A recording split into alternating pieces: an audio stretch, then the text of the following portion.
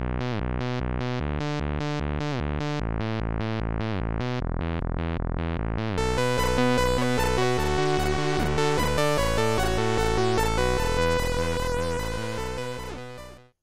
there, this is SD from the Violent Night Gaming Community, House Server Sarafang.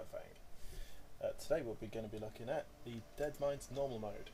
Me and sort of who are leveling pandas from level 1. We've decided to go through every dungeon there is in the game and make a video of it, give some tactics, and to be honest there aren't a lot. Just to give you an idea about the composition of our little group here, we had one monk tank, we poked 3 DPS, and we had 1 healing mist throughout the instance. Okay, first up is Globtuck, the Ogre Mage. Now this is a 2-phase fight. Phase 1 taking place between 100% and 50%, and Phase 2 between 50% and 0%. In Phase 1 he has 2 main abilities, Fists of Flame and Fists of Frost. Fist of Flame basically puts an additional fire damage onto whoever he's attacking, as well as it will occasionally knock back that person. Fist of Frost is additional frost damage and will occasionally slow the target. Once he gets to Phase 2, I've been told that he should cast Greater Mass Teleport, which teleports all the party members within melee range of Globtuck, and then he should cast Deep Freeze. This didn't happen for us in this instance, and instead he went straight onto Arcane Power. Now Arcane Power is quite visible. He levitates in the floor and he starts channeling energy to himself. Once he does this, he'll start spawning AoE reticles on the floor.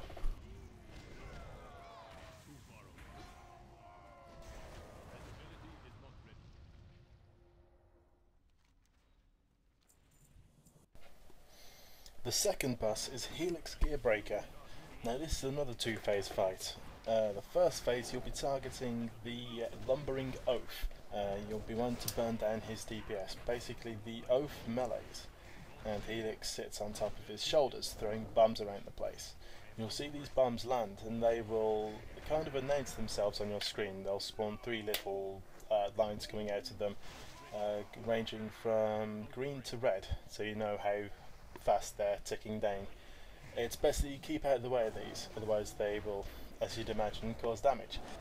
The Oaf also sporadically picks someone up and charges them across the room, slamming them into a wall, causing damage. Phase 2 takes place as soon as the Lumbering Oaf dies. The goblin on top of him jumps from party member to party member, throwing bombs around the place. Once he starts doing this, it's important to note that the member who has the goblin on top of them has to run about the place to spread out the bombs, otherwise you won't be able to get the melee in place to be able to burn him down. They'll have to walk away from the area to let the bombs explode and then walk back in when there aren't any there. During this period, several Oaf lackeys will spawn as well. These need to be mopped up by the tank and then burnt down. The third boss we have in this instance is the Foe Reaper 5000. He will do a variety of attacks, the first of which being the Reaper Strike, which is a melee frontal cone. Basically don't stand alongside the tank or whoever he has targeted at the time. The second of which being Overdrive. Now this is physical damage to all nearby party members. Again, just stand away from him if you can. If you can't help it, then it can't be helped. The third of which is Harvest. Now Harvest, he'll run at a selected target while attacking anything that's along the way. So you are best off to keep well out of his way whilst he's performing this attack. He will select a target, will run to it, and then he'll do a series of attacks from there.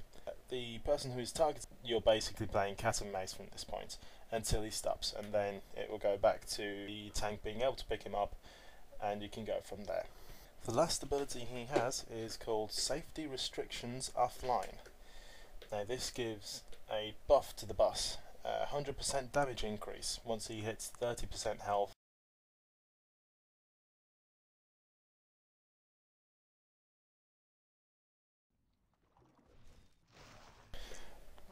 We're up to the penultimate boss now, Admiral Ripsnarl.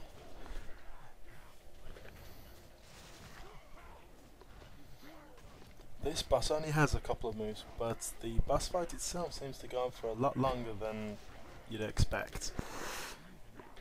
His first move is Thirst for Blood. Now this is a buff which will increase his attack and movement speed with every successive hit. Now this stacks for every hit that he lands successfully, and it stacks to a maximum of 20 times.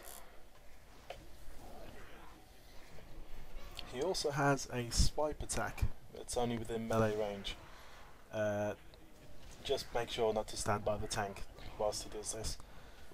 The final attack that he has is the Go for the Throat. He will select a different target and he will jump towards that target. He will also knock down during this attack, so just be careful.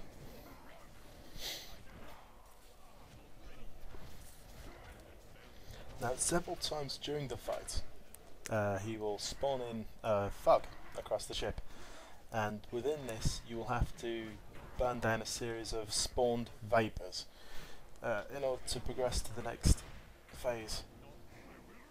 Once you do this, it'll be a rinse and repeat job on Admiral Rips now. You'll keep burning him down, he'll spawn in the fog, you have to get rid of the vapours again, and they'll come back. Rinse repeat this until he's dead.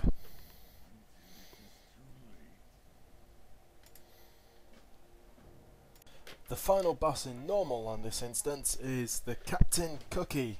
There's a bit of speculation as to whether this is male or female, so until we find out which, I'm going to call it IT. As far as I'm aware, the mob does not attack the group directly. Instead what it does is it spawns food on the floor. There's good food and bad food. The good food provides a buff for attack speed and attack power. The bad food puts down an area of effect. The best way I've seen to deal with this is for the tank to eat as much rotten food as possible, followed by some good food to take away the bad food debuff. Obviously the healer can heal them up during this time. The DPS have to eat as much good food as possible, whilst avoiding the bad food.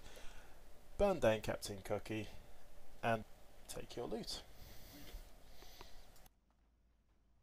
Well then, I hope that's given you a better idea of what to do on Deadmines, as if you needed it, I'm sure. Once again, this has been SD from Violent Night, server Sourfang, and I hope to see you again.